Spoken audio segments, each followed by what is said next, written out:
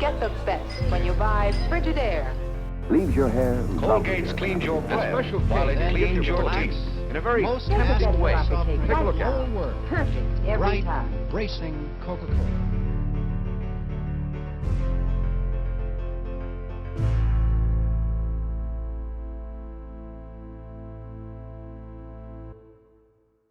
Yesterday morning at 2:41 a.m.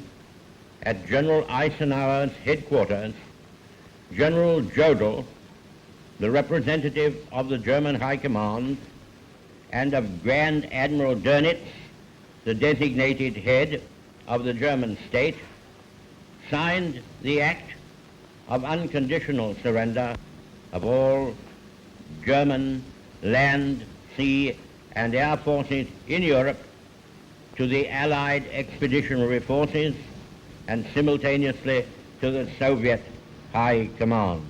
We must now devote all our strength and resources to the completion of our tasks, both at home and abroad. Advance Britannia, long live the cause of freedom. 1945. L'Europe, comme l'Amérique, sort d'un conflit d'une violence inouïe. Les images de destruction et de souffrance s'étendent à perte de vue.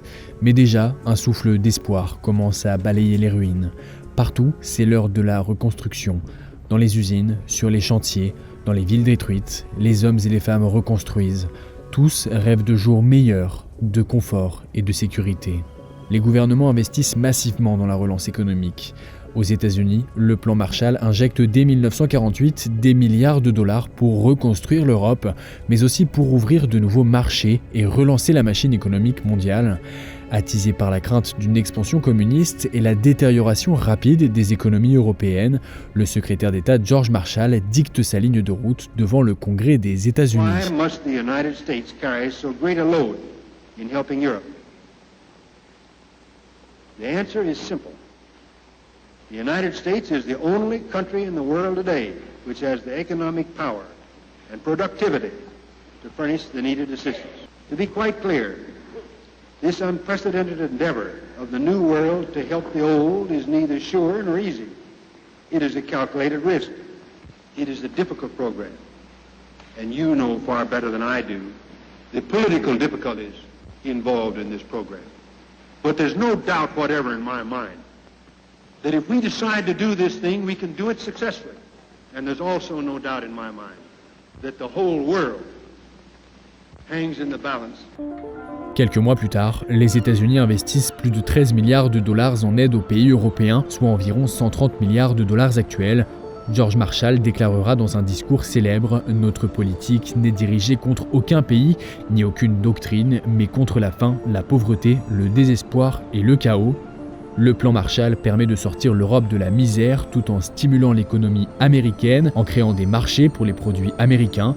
Grâce à cette aide, la France, l'Allemagne, l'Italie et d'autres nations d'Europe de l'Ouest connaissent des croissances à 2 chiffres. C'est l'époque des 30 Glorieuses, une période de prospérité inédite qui marque les esprits et transforme les sociétés. La France reçoit environ 2,7 milliards de dollars du plan Marshall, un montant utilisé pour moderniser les industries, rénover les infrastructures et stabiliser la monnaie. Avec ce soutien, l'Hexagone connaît une croissance de 5% par an en moyenne pendant les 30 Glorieuses. In this operation, electric drives and controls contribute to higher production rates at lower production costs. These more elaborate examples of automation demonstrate to what extent the idea of continuous automatic production has been put into practice. Aux États-Unis, les industries américaines se sont rapidement réorientées de la production militaire vers celle de biens de consommation. La production de masse, qui avait été optimisée pendant la guerre, a été utilisée pour produire en grande quantité des réfrigérateurs, téléviseurs, voitures et appareils ménagers. Le produit intérieur brut américain, qui s'élève à environ 200 milliards de dollars en 1945, dépasse les 500 milliards en 1960. La consommation des ménages représente 55% du PIB en 1950, un record qui montre combien le rêve américain est aussi un rêve de consommation. Coca-Cola, things go better with Coca-Cola, things go better with Coke. Life is much more fun when you're refreshed, and Coke refreshes you best. Les années 50 et 60 marquent un tournant dans la consommation des ménages. Avec la relance économique, les grandes entreprises émergent en force et les marques autrefois discrètes deviennent omniprésentes. Elles ne se contentent plus de vendre des produits, elles créent des identités, des rêves. Coca-Cola, Ford, Tupperware, ces noms deviennent familiers, présents dans chaque foyer, à chaque instant. Une présence qui s'accentue par l'adoption massive de la télévision par les ménages. En 1950, seuls 9% des foyers américains en possèdent une. Ce chiffre explose 10 ans plus tard et grimpe à 87% en 1960. La publicité devient une arme de séduction massive. Dès 1950, les dépenses publicitaires aux États-Unis atteignent près de 5 milliards de dollars, soit environ 50 milliards actuels. Les annonceurs font bien plus que présenter des produits, ils transforment le quotidien en spectacle. Les slogans, jingles, couleurs criardes captivent et fascinent. Acheter devient synonyme de réussite, de modernité. À travers les publicités, un nouveau modèle de vie prend forme où l'abondance matérielle rime avec bonheur.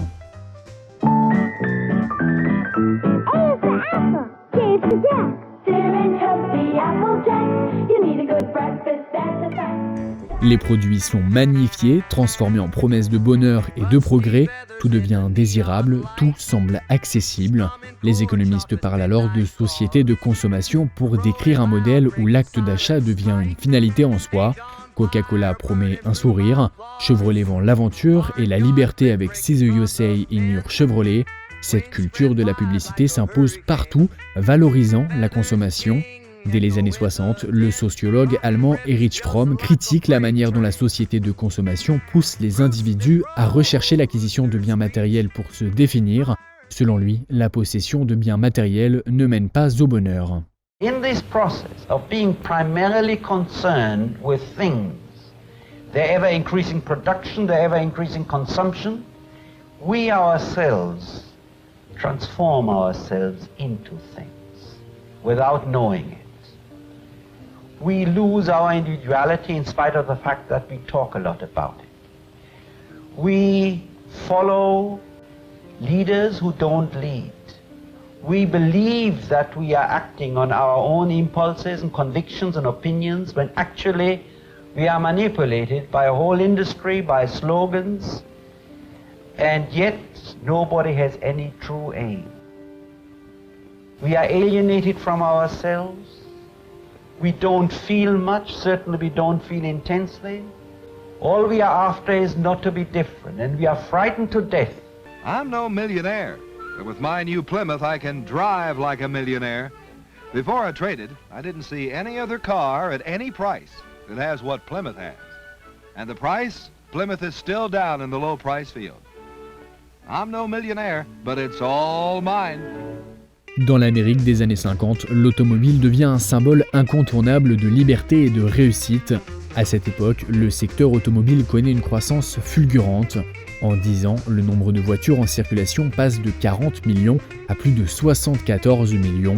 Près de 80% des familles américaines possèdent alors une voiture, certaines même deux, signe de confort et de statut social. Des marques comme Chevrolet, Ford, Chrysler dominent le marché avec des modèles emblématiques comme la Chevrolet Bel Air ou la Ford Thunderbird. Les constructeurs, soutenus par une production industrielle à grande échelle, exploitent pleinement l'accès au crédit. En 1955, plus de 60% des voitures sont financées par des prêts, rendant l'automobile accessible aux classes moyennes. Tout s'accélère également avec la construction du réseau autoroutier américain initié en 1956 avec 25 milliards de dollars, soit 215 milliards actuels. Pour relier les villes à travers tout le pays, 66 000 km de routes voient le jour sur une période de 10 ans, transformant la mobilité des Américains et stimulant davantage le secteur. They're all right there, and they're all at your fingertips. Let's start with the most ingenious door in any refrigerator. It has special places for bottles, spreadable butter, cheeses, even leftovers, and a big picture window hydrator for fruits and vegetables. It tilts down to show you your supply at a glance. La société de consommation redéfinit aussi les relations au sein de la famille. Les marques jouent sur les émotions. La mère de famille devient le symbole de l'efficience domestique, l'homme celui de la réussite sociale et les enfants des consommateurs en herbe. Dans les années 50, près de 70% des femmes américaines sont au foyer, tandis que les hommes incarnent la réussite économique. Les rôles sont clairement définis, les hommes pourvoient aux besoins matériels et les femmes, grâce aux appareils ménagers, s'occupent du foyer. En 1957, une étude de l'Université du Michigan montre que les familles américaines consacrent en moyenne 30% de leurs revenus à des biens de consommation, incluant les meubles, loisirs et équipements électroménagers. Le week-end devient aussi un rituel de détente, c'est l'époque des pique-niques, des balades en famille et des sorties en voiture. Avec cette culture de la consommation, de nouveaux lieux voient le jour, ce sont les centres commerciaux. Aux États-Unis, plus de 4000 centres commerciaux sont construits entre 1950 et 1960. Inspirés des malls américains, ces complexes offrent une expérience unique. L'achat devient un loisir, un moment de plaisir partagé. Conçus par des architectes comme Victor Gruen, les centres commerciaux rassemblent tout ce dont une famille pourrait rêver, magasins, loisirs et restaurants. Les familles se promènent entre les boutiques, découvrent les nouveautés, s'émerveillent devant les dernières innovations. Le centre commercial devient une destination de sortie, un lieu de vie où la consommation est présentée comme un loisir. L'architecture moderne, les espaces de détente, tout est pensé pour encourager la flânerie, pour faire de chaque visite une fête de la consommation.